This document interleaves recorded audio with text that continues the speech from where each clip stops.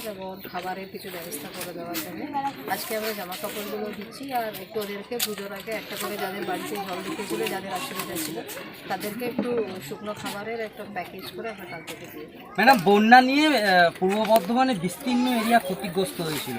বিভিন্ন ক্ষেত্রে ত্রাণ নিয়ে বেনিয়মের অভিযোগ আসছে। কোথাও তিরপল নিয়ে পুজো মণ্ডপ, আবার কোথাও ত্রাণ ঠিক মতন পাচ্ছে না। এই গোটা বিষয়টা যদি আপনার অগোচরে আসে তাহলে আপনি কী ব্যবস্থা নেবেন? যদি কেউ যদি ত্রাণ নিয়ে যদি অপচয় করে তাহলে কিছু ব্যবস্থা নেওয়া হবে। কোনো জায়গাতে যদি ত্রাণ পৌঁছাতে কোনো অসুবিধা যদি থাকে সেটা খতিয়ে দেখার জন্য আমি নিজে এসেছি, মানুষের সঙ্গে সরাসরি কথা বলছি। আজকে তো একটা জায়গায় এসেছি, আরও যে এলাকাগুলোতে আগামী দিনগুলোতে ঘুরে ঘুরে দেখি যেখানে সেই জায়গাতে ব্যবস্থা আমরা এখান থেকে ডিএম ম্যাডাম এসেছিলেন, আমাদের এসডিও ছিলেন, আরও আধিকারিক জেলার এসেছিলেন এবং এখানে বিডিও সাহেব ছিলেন, এমএলএ ছিল, আমাদের বিধায়ক এবং পঞ্চায়েত সমিতির সভাপতি, সকলেই আমরা জারগ্রাম অঞ্চলের সাজাবন্তন আমরা গিয়েছিলাম।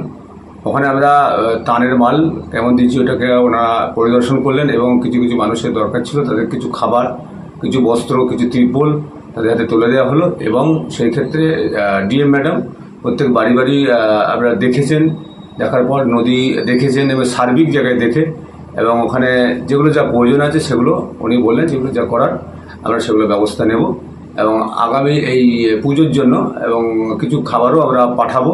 সেটা আমাদের ব্লক প্রশাসনের পক্ষ থেকে ডিএম ম্যাডাম বিডিও সাহেবকে বলেছেন। সেগুলো আমরা যথেষ্ট আমাদের যেমন দলীয়ভাবে যেমন আমরা করেছি, মাননীয় মুখ্যমন্ত্রী মমতা বন্দ্যোপাধ্যায় উনি আমাদের মামাটি মানুষের সরকারের পক্ষ থেকে যথেষ্ট হেল্প করেছে এবং আমরা দলীয়ভাবে সে হেল্প করেছি। ব্লক প্রশাসন থেকে শুরু করে সকলে মিলে আমরা পাশে আছি তো। এবং আমাদের যে ম্যাডাম এসেছিলেন উনি দেখেছেন, দেখে রায়না বেরিয়ে গেছেন।